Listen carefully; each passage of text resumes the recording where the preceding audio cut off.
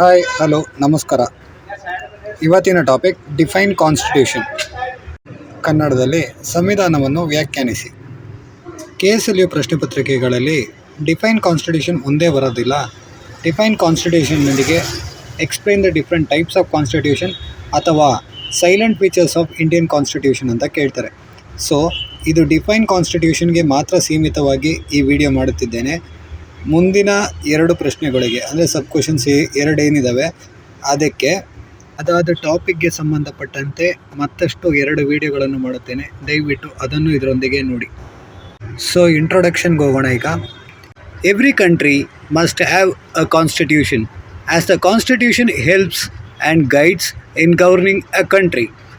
History tells us since the origin of the countries there have been some kinds of rules and regulations to maintain the order and harmony. In every country, be it democratic or despotic, it is essential that rules must be accepted which would decide the role of the organization of the political institutions in order to save the society from anarchy. And now, in modern state, these rules took the appearance in the form of a constitution. Introduction ಏನು ಹೇಳ್ತಿದೆ ಅಂದರೆ, ಪ್ರತಿಯೊಂದು ದೇಶಕ್ಕೆ ಒಂದು ಸಂವಿಧಾನ ಹೊಂದಿರಬೇಕು. ಏಕೆಂದರೆ ಸಂವಿಧಾನವು ಆಡಳಿತದಲ್ಲಿ ಸಹಾಯ ಮಾಡುತ್ತದೆ. ಕ್ರಮ ಮತ್ತು ಸಾಮರಸ್ಯವನ್ನು ಕಾಪಾಡುವ ನಿಟ್ಟಿನಲ್ಲಿ ಕೆಲವೊಂದು ನಿಯಮಾವಳಿಗಳನ್ನು ದೇಶಗಳು ರೂಪಿಸಿದ್ದವು ಎಂದು ಇತಿಹಾಸವು ಹೇಳುತ್ತದೆ. ಯಾವುದೇ ದೇಶವು ಅದು ಪ್ರಜಾಪ್ರಭುತ್ವ ದೇಶವಾಗಿರಲಿ ಅಥವಾ ನಿರಂಕುಶ ದೇಶವಾಗಿರಲಿ, ದೇಶವನ್ನು ಅರಾಜಕತೆಯಿಂದ ರಕ್ಷಿಸಲು ಒಂದಷ್ಟು ನಿಯಮಾವಳಿಗಳನ್ನು ರೂಪಿಸಿರ್ತಾರೆ. ಆ ನಿಯಮಾವಳಿಗಳನ್ನು ರಾಜಕೀಯ ಸಂಸ್ಥೆಗಳು ಅಥವಾ ದೇಶದ ಇತರೆ ಸಂಸ್ಥೆಗಳು ಒಪ್ಪಿಕೊಳ್ಳಲೇಬೇಕು. ಅಂತಹ ರೂಪಿಸಿದ ನಿಯಮಗಳನ್ನು ಇಂದು ಸಂವಿಧಾನವೆಂದು ಆಧುನಿಕ ಕಾಲದಲ್ಲಿ ಕರೆಯುತ್ತೇವೆ. ಈಗ ಸಂವಿಧಾನದ ಅರ್ಥ ಏನೆಂದು ತಿಳಿಯೋಣ. The term constitution is derived from the Latin word constitute, which means to establish. ಸಂವಿಧಾನದ ಇಂಗ್ಲಿಷ್ ಪದವು ಕಾನ್ಸ್ಟಿಟ್ಯೂಷನ್. ಕಾನ್ಸ್ಟಿಟ್ಯೂಷನ್ ಎಂಬ ಪದವು ಲ್ಯಾಟಿನ್ ಪದ ಕಾನ್ಸ್ಟಿಟ್ಯೂಟ್ ಎಂಬ ಪದದಿಂದ ಬಂದಿದೆ. ಕಾನ್ಸ್ಟಿಟ್ಯೂಟ್ ಎಂದರೆ ಸ್ಥಾಪಿಸುವುದು. The constitution is the basic document of the state. ಸಂವಿಧಾನವು ರಾಜ್ಯದ ಮೂಲ ದಾಖಲೆಯಾಗಿರುತ್ತದೆ. ಸ್ವಲ್ಪ ಕಟ್ಟಾಗಿದೆ ಆ ಸೆಕೆಂಡ್ ಪಾಯಿಂಟಲ್ಲಿ. It is the fundamental rule of the state which governs the distribution of powers within the organs of the government. ಏನು ಹೇಳ್ತಿದ್ದೇವೆ, ಸಂವಿಧಾನವು ರಾಜ್ಯದ ಮೂಲಭೂತ ಕಾನೂನಾಗಿದ್ದು ಸರ್ಕಾರದ ಅಂಗಗಳೊಂದಿಗೆ ಅಧಿಕಾರದ ವಿತರಣೆಯನ್ನು ನಿಯಂತ್ರಿಸುತ್ತದೆ.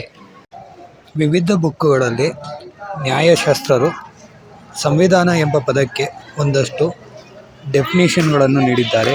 ಆ ಡೆಫಿನೇಷನ್ ಏನೆಂದು ನೋಡೋಣ ಬನ್ನಿ. Aristotle explains constitution as the way in which citizen or the component parts of the state are arranged in relation to one another. Aristotle ರವರ ಪ್ರಕಾರ ಸಂವಿಧಾನವು ಯಾವ ರೀತಿಯಲ್ಲಿ ನಾಗರಿಕರು ಅಥವಾ ಅದರ ಘಟಕ ಭಾಗಗಳು ರಾಜ್ಯಗಳು ಪರಸ್ಪರ ಸಂಬಂಧದಲ್ಲಿ ಜೋಡಿಸಿಟ್ಟಿವೆ ಎಂದು ಹೇಳುತ್ತದೆ. According to Woolsey, a constitution, the collection of the principle according to which the powers of the government, rights of the government and relations between the two are adjusted. ವೂಲ್ಸೆ ಅವರ ಪ್ರಕಾರ ಸಂವಿಧಾನವು ಪ್ರಧಾನ ಸಂಗ್ರಹಣವಾಗಿದ್ದು ಅದರ ಪ್ರಕಾರ ಸರ್ಕಾರ ಮತ್ತು ಸರ್ಕಾರದ ಹಕ್ಕುಗಳು, ಅಧಿಕಾರಿಗಳು ಮತ್ತು ಎರಡರ ನಡುವಿನ ಸಂಬಂಧಗಳನ್ನು ಸರಿಹೊಂದಲಾಗಿಸುತ್ತದೆ. Austin has defined constitution saying that it fixes the structure of the supreme government.